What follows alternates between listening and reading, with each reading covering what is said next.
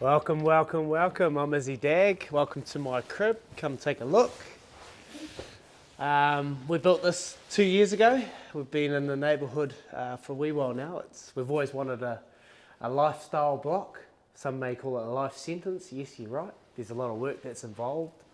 We're learning a lot about water management, lawn management. As you can tell, my lawns, they're doing okay. They're doing okay. I've got a good mower that helps me out every now and then that does the job for me. But yeah, this is my humble abode. And So Izzy, what made you move to here? what made me move to Clarkeville? We wanted a bit of land. We wanted a bit of land where our kids can run freely. We've got a little pony that my daughter loves. She's 5 years old and she loves horses. So we want a bit of space. My son's got a little motorbike. He's very outdoorsy, and we just wanted something that was us. My wife grew up on a farm. I'm a townie through and through, so I've had to learn a lot over the last couple of months, but we just absolutely love it. It's our home. It's a What would you special say your place. favourite thing about this property is? What is my favourite thing about this property? It would have to be my lawn. My lawn. It needs a bit of work, like I said earlier. It's got a bit of weed in it, and it's lost a little bit of colour. It's a little bit hungry, but I absolutely love the lawn. When we moved here, we didn't know how big the lawn was going to be, but I just started taking steps. And obviously a rugby field's 100 metres, so I ran 100 metres along, 90 across, and 100 metres back. So I've got a huge lawn, which takes forever to mow, and the upkeep's crazy, but it has to be my lawn. Yeah. So where are you going to take us first, Izzy? Well, I thought it'd be fitting. It is that time of the day. Every morning I get up early before my radio show and I go and make myself a coffee. So come through and I'll show you where I can whip us up a nice flat white. Yep. So what time do you start, Izzy? I start work at 6 a.m. every morning. And so my alarm goes off at 20 to 5 in the morning when everyone's still snoring. My alarm's gone and I get into the studio, which I'll show you soon. It's outside in the pool house. That's where I do all my work for SENZ radio show, and the team at Kubota have got a big part of our show. I feel like I've got Kubota in my head all day because I'm always talking about them on the credits, and it's great. But mate, I get up early and I whip into my radio, but I need to get this coffee into me because otherwise it's going to be a long, long morning. So flat white's coming up, lads. So how do you find that you're prepped for the morning? What do you do? Prep wise, I'm constantly reading articles all day. Sorry. So you just got to be on point. So Twitter's a good source for information. So I'm on Twitter constantly. I'm reading articles on stuff, and because we're early, we're all early, and a lot of sport overseas happens throughout the night. So we've got to get up and get educated and kind of sorted out on what we need to talk through on the biggest topics for the day. So if I get up and I give myself an hour 10, I can get well prepared to get into it and get the job done. So this is going to be quite noisy, so just block your ears.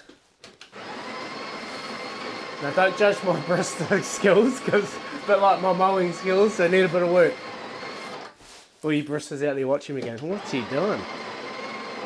So I like to get a bit of taste of the North Island with my coffee beans, and I've gone for the Raglan roast. Many of you would know, up there in the north. It's a good coffee bean. It's got a good taste, and you can be my judge later. Oh shit! I need to push a button without a cup. Yeah. That would have been disastrous. But yeah. So how did you come to work for SENZ? How did I come to work for SENZ? I've been in the TV game or broadcasting game for about 5 years. I worked for Sky, and so I just gave it a no. I never thought ever I'd be on TV, be talking, broadcasting, learning a lot. But I did that for a couple of years, and then Craig Hutchinson, who's the SENZ boss or SEN boss, big boss over in Australia, he was connecting with Brendan McCullum and got Brendan on board, and then Craig actually messaged me. He texted me a message and he sent this big spiel, and I just kind of screened it and didn't take any notice. And then I was driving to play golf with Stephen Fleming, and Brendan McCullum rang him up on the phone, and he said to me, mate, did you get in touch with Craig Hutchinson? I said, oh, that guy messaged me a while back. He goes, get in touch with him, mate. He's trying to give you a job. And I said, oh, okay. So messaged him back. had to think about it for a while because I've never done radio. It's talk back. It's quite precise and specific with what you need to do. But I've absolutely really enjoyed it. I think it's helped a lot with my development. And I know rugby because that's all I've done throughout my whole life. But learning about other sports is what I'm actually really enjoying. Working with SCNZ and the relationships I've been able to build from it. As you can tell, I've got a nice warm jacket, which is proudly brought to you by Kubota. So I think that's an awesome thing, is spreading the word of sport and spreading the word of love. I need a bit of milk there, so I'll grab me some milk and I'll whip you up a little. Hold up. So this is where it gets tricky, alright? This is where this kind of job gets really tricky, where you can muck it up. This is the most important job, which is frothing the milk. I haven't nailed it yet, and I've made about 3,000 coffees. But we'll give it a go, eh? And it's a bit like a mower. You kind of need to clean this. I haven't cleaned it yet, so that'll probably come back to bite me in the bum. But that's alright, we'll get going. See, it's not even spraying. Come on. Come on. Come on. There you go. So it's like the Great Willy Wonka.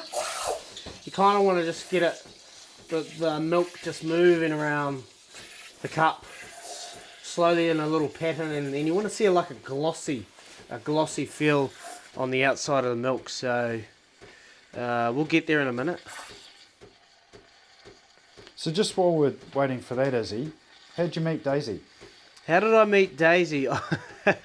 We've been together for 20 years, me and my wife. She's known me since the little hoary back in Hawke's Bay. She used to buy me kebabs every Sunday, and we'll go watch the free movie on TV2 and my little sleep out, where I had crusty old sheets on it. But I met Daisy at the Horse of the Year in Hawke's Bay, which is a big event that's held at the Hastings Showgrounds every year. And yeah, I met her there and kind of got her number. We talked for a wee while. It took me about 3 or 4 months to get her to commit. But we got there, and she's been absolutely amazing. She's given me 2 beautiful kids. She's been there through the highs and the lows, and she continues to be there for me. I still, on a daily, go through things that she's the only one that really understands and knows, and she never judges. She's got a beautiful heart. So many people say, without Daisy, I wouldn't be here today. As you can see, that's a mountain. that's a mountain. So enjoy Mount Taranaki, I call it. So what's the best thing about being a dad? Mate, the best thing about being a dad is the memories, the smiles, the development that you see in these kids. Like, from a young age, seeing them grow up and just gather these skills, and the smiles, the laughs, the challenges that they provide you on a daily, is by far my greatest achievement, having 2 young kids. With everything to date that I've been able to achieve, those kids, every single day, no matter if you've had a bad day, you've had a good day, they are happy because they love their dad. That's what's so good about it, man. They don't judge. They'll always love you. And I just continue to be there for those little babies, and hopefully we can have some good fun together and take them on nice adventures. We've got a new caravan outside we've been doing some adventures into, and yeah, they've been thoroughly enjoying it. I'll just give you a little taste of it. So what's the verdict? I've probably overdone it on the milk. Probably overdone the milk kind of.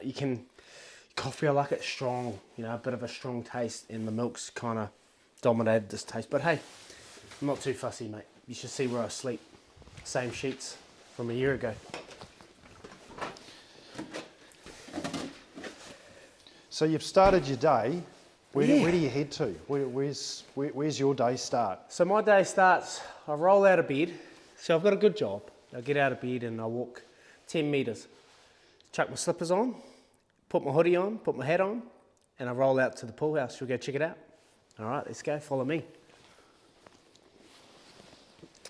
And while we're going for a walk, I'll show you my little... I'm very passionate about cooking meat, smoking meat. And I've just got this new little smoker here.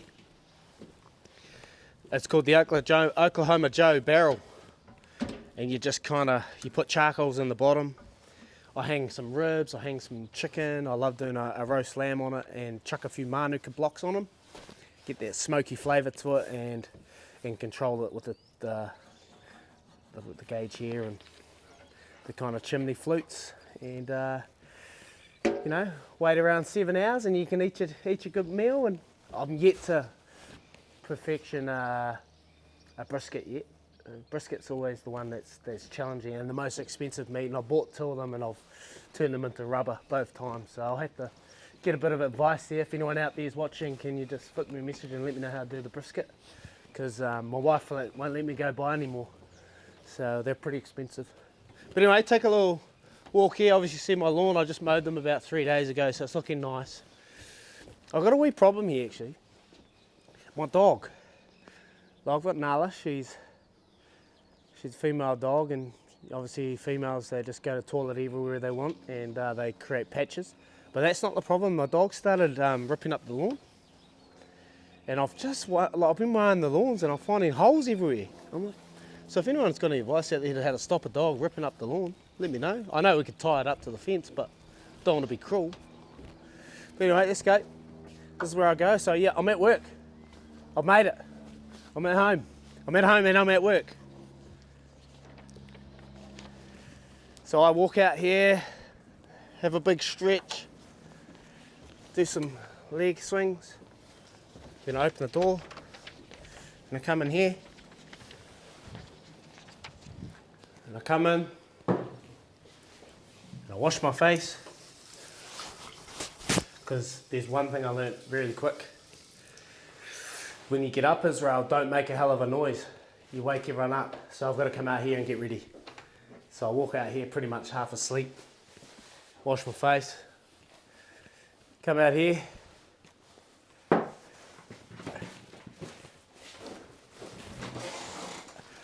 put my feet up, put my mic on.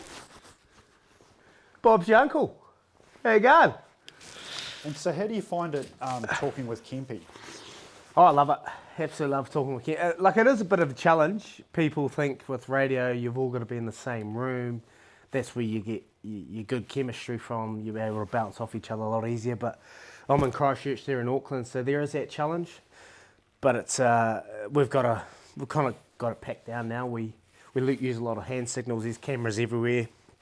So when they're in studio, they've got TVs all set up that they can see me. And if I need to say something, I'll put my hand up and then he'll finish his sentence and I'll just come straight in, so we're not talking over each other. It is an interesting dynamic, but it's something that works. And mate, I before I did this job, I thought there's no way in hell I could have my own studio and still do my show, but the magic of radio, it is absolutely crazy. You can be anywhere in the world as long as you've got a little device. I've actually done a couple of shows on my phone, okay? There you go. You can download this thing called Anywhere Link, and pretty much you can ring up the station, they'll connect you on air, and you can run your show from it. Because I've had this kit actually put out a wee bit in mid-show, and I've had to panic and do my show from my phone for the rest of it. So yeah, this is where I am. I'm at work in about a minute's time. Got my coffee, comfortable, and ready to rip into 3 hours of radio. Sport radio, SENZ. It's Kiwi for sport. So Izzy, do you mind us asking a little bit about your career, rugby? How did you get into rugby?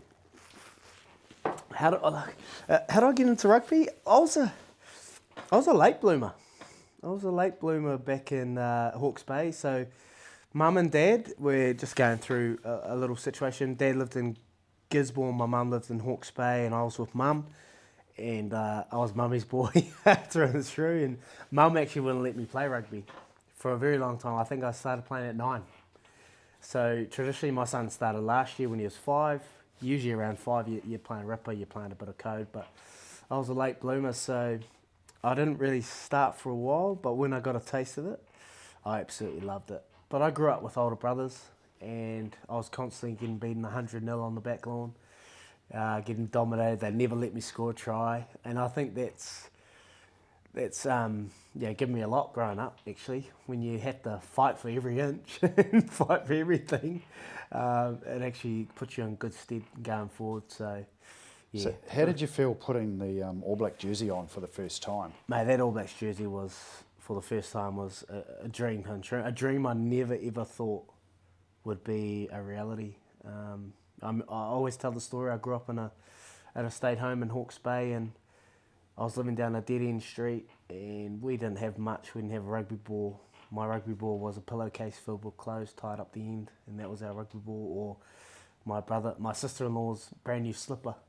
And I was sitting there, and then the All Blacks were playing on TV, and, you know, back then we didn't know anything, but I thought the TV was like the universe. It was so far away, and if you're on TV, you're just this magic superhero that no one could ever achieve. And so I'm standing on the street down the dead end road, and not much going on, and thinking, man, it'd be awesome being All Black, but there's no chance. So I guess once I achieved it, I was actually blown away. I was proud for myself, but I was more proud for my family, in particular, because I saw what it was able to give them, and the sense of achievement.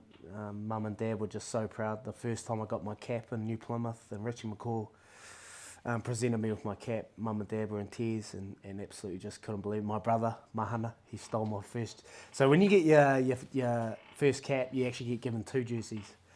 So I got my first one, which is inside, I'll show you soon. I've got all my most important jerseys hanging up on the wall. And then my other jersey, well, the one I actually played in, my oldest brother, stole it, Mahana. Still got it to today. So he was lucky one. He came away with Mum and Dad, and he got presented with my jersey. I actually gave it to my mum, but he stole it. But mate, dream come true. Young kid from Hawke's Bay, who would have thought, playing there for the All Blacks, rooming with Joe Rockakoko in my first week. Just made the team, and I thought, oh yeah, they'll ease me in here. Not even. You're starting first week, Israel. I'm like, what? No. I don't know if I'm ready yet, but hey, you're playing against Ireland. You got to be ready. And I was lucky enough that I was ready and had some good support around me. So what was your career highlight? My career highlight, this is one that I get asked quite a few times. To be honest, it will probably be 2015. So 2015, I was struggling with form, confidence. I wasn't playing well. And that was the year of the World Cup in England. Probably the team of the century, being able to play in that team was pretty special. And I got dropped, and I missed the World Cup. And I had everyone bagging me out left, right and centre. People in New Zealand, they love seeing people pulled down and struggling. So I was in that moment, and I nearly quit. I nearly quit from the game. I nearly walked away. I was 27 years of age, and I just had enough.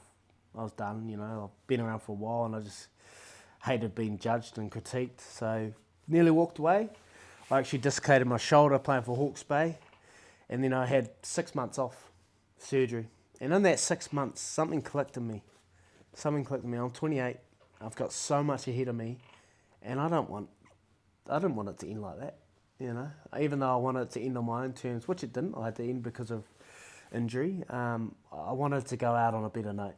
So I fought hard, and I came back, and I played probably the best rugby I've ever played in my whole career in 2016. Scored 11 tries for the ABs, played on the wing. So when I got dropped, I was actually on 49 tests. So I thought I would have been that Spates bottle, quiz. It was the All Black that was on 49 tests, never made half century.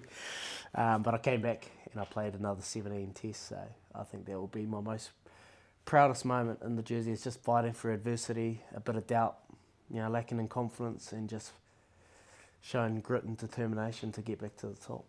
So Izzy, you mentioned those jerseys. Should we go and have a nosy? Yeah. Can we have a look? Yeah, of course. Come inside and I'll show you. Look, this ain't my shrine, okay? It's not my shrine. It's my wife put it up, okay? Promise you. But I'll come and show you some jerseys that are pretty close to my heart and got some good memories.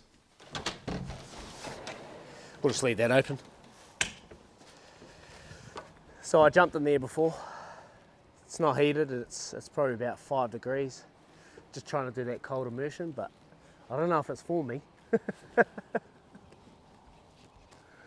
It's a bit cold.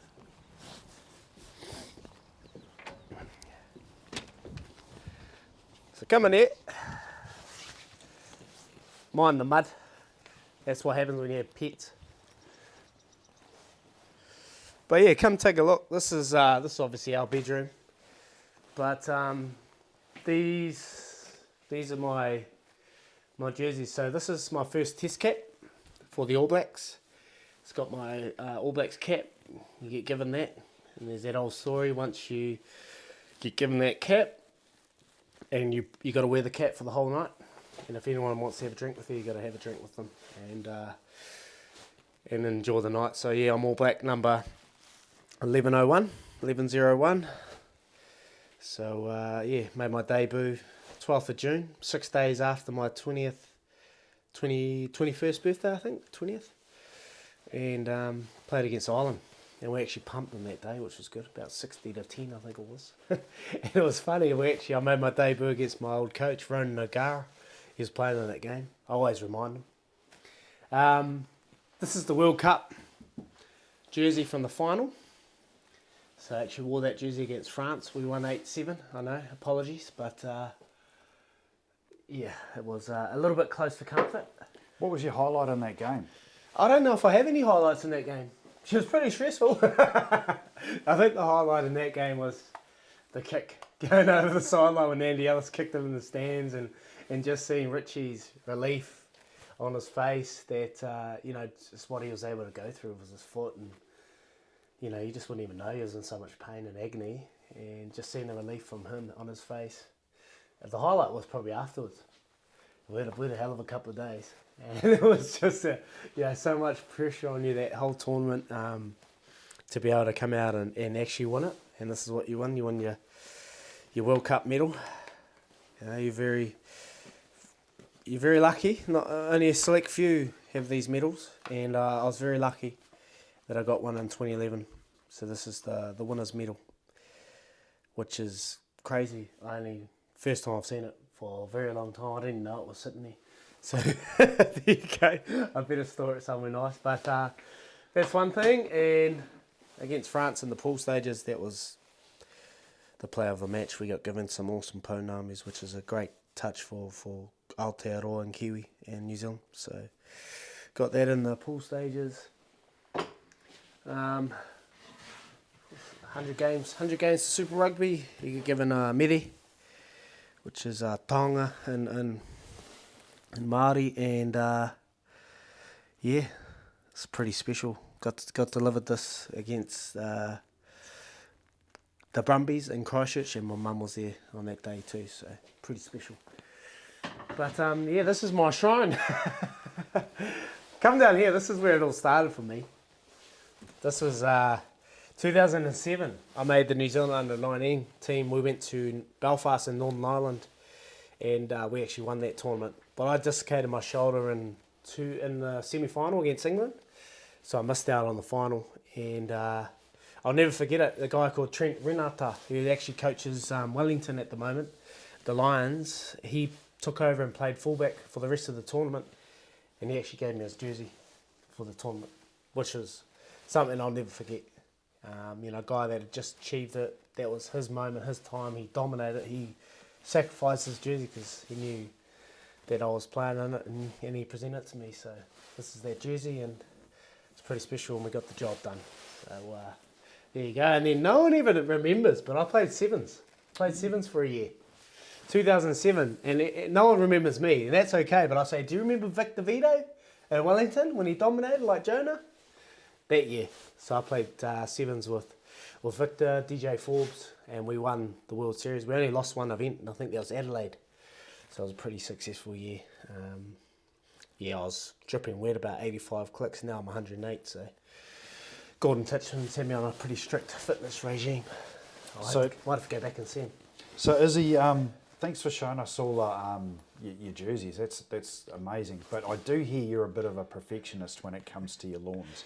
Do you mind showing us what you've purchased recently to get those lawns mowed? So I do love my lawn, and there's a lot more I want to add to my little something that's out in the shed. We'll have to go take a wee walk and we'll go check it out, eh? Come on. I'm excited to show you this, okay? If I could, I would mow lawns every day. They just don't grow quick enough down here. So come on then.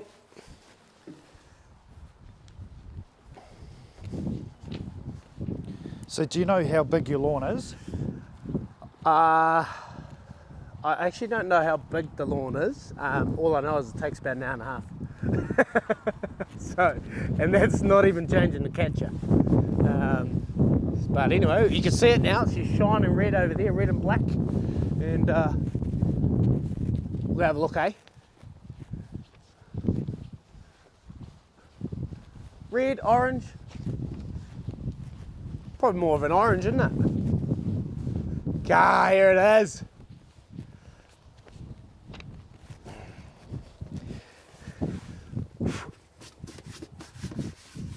This is my new baby.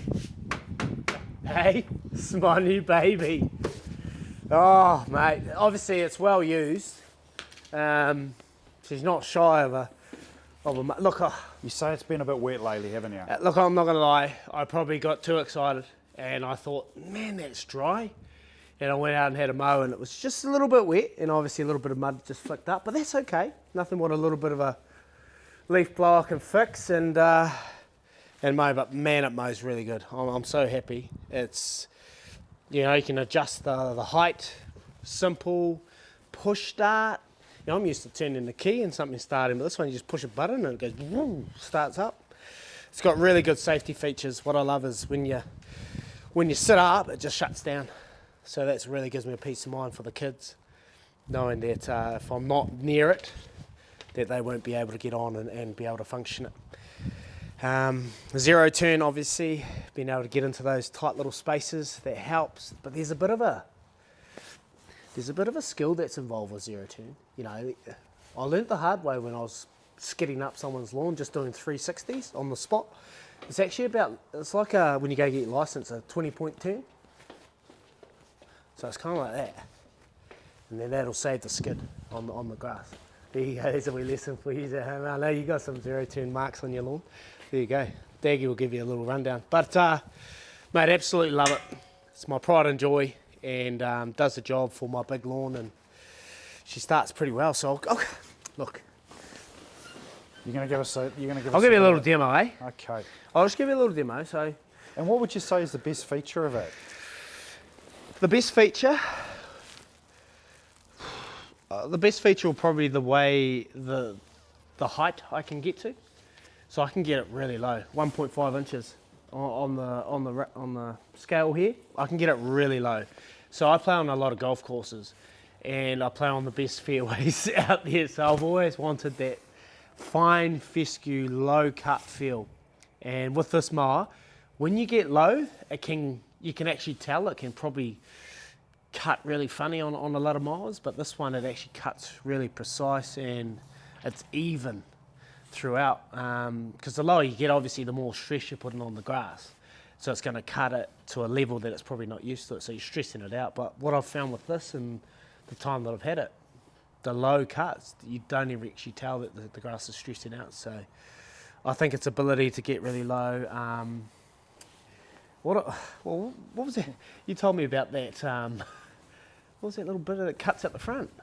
So it doesn't leave a lot of grass. Yeah, so it's always cutting at the front, Izzy, so that's why you're getting that ability to have that beautiful lawn. Yeah, so for some reason, look, I'm not really technical on it, but it cuts at the front of the blade, and what that does, it allows to get the grass throughout the chute here. And what I found with other mowers, it leaves a lot of grass in piles, but this actually spreads it out and cuts it so fine, you don't actually tell that you're cutting a lot of grass.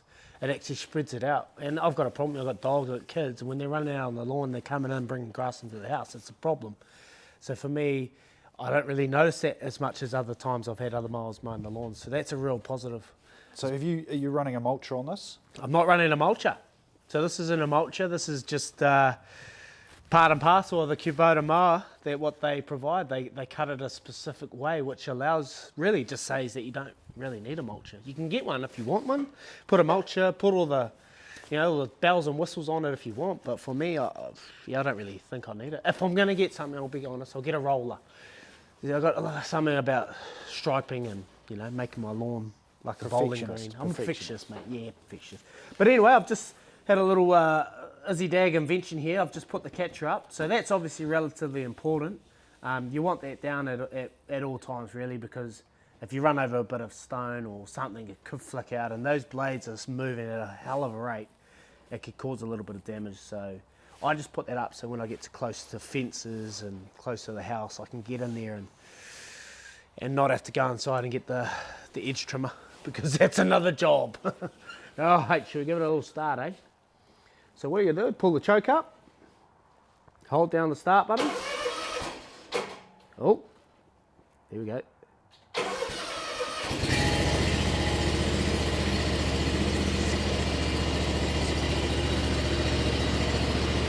Didn't even know I had one.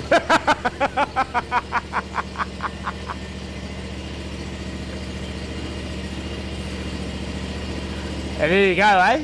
Got a seat belt on there. Like the great Ronald McDonald, make it click. So I'll just give it a... Do you want to give us a run? Yeah. Just going to give it a little warm up, Treat it like a car. Treat it like anything that's important. Just give it time to warm up. And obviously rubbing the handles just makes it feel nice. Showing it a bit of love, comfort. It'll cut well for you. Now usually you wear ear muffs, but I don't need them. I've got no ears anyway.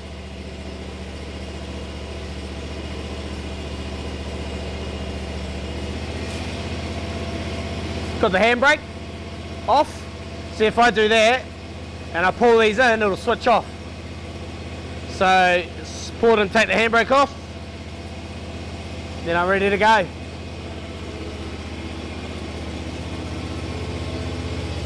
Follow me, I'll give you a demonstration.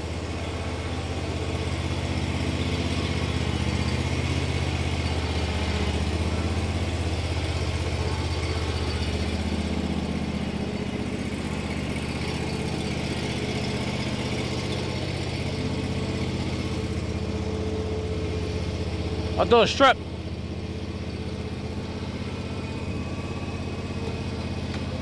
So when I got my lesson, they said when you're turning the blades on, don't have it on full tit. Just have it on about half rev.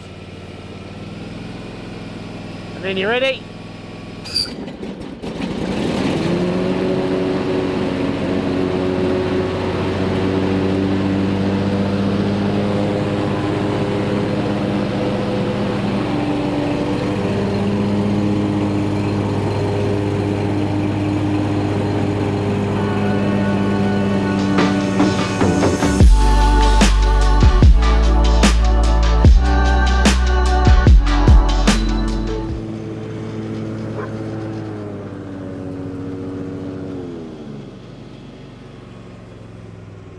So there you go, my beautiful mower for my perfect lawn. Does the job, really happy. Yeah, couldn't be happier really. It does safe, it's everything I need for that low cut, nice and clean job, smooth as, comfortable. What more could you ask for? This Kubota out of here.